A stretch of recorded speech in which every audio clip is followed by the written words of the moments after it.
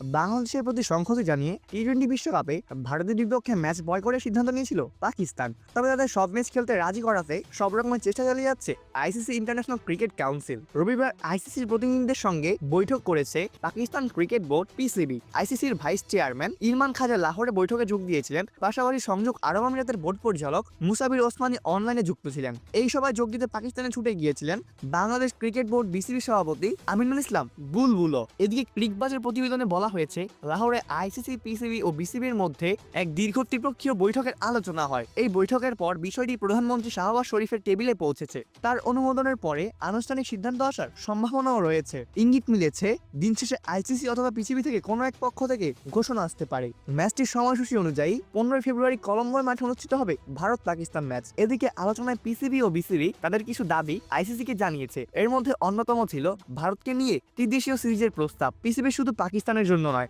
বাংলাদেশের ক্ষেত্রেও ভারত, বাংলাদেশ, পাকিস্তান একটি ত্রিপক্ষীয় সিরিজ আয়োজনের উদ্যোগ নেওয়ার প্রস্তাব গ্রহণ করা হয়েছে।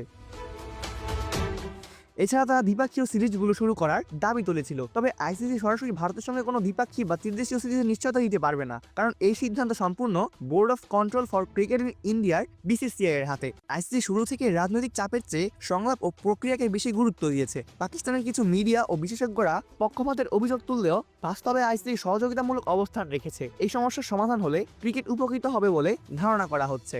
অপূর্ব দাস, প্লেবাজ নিউজ।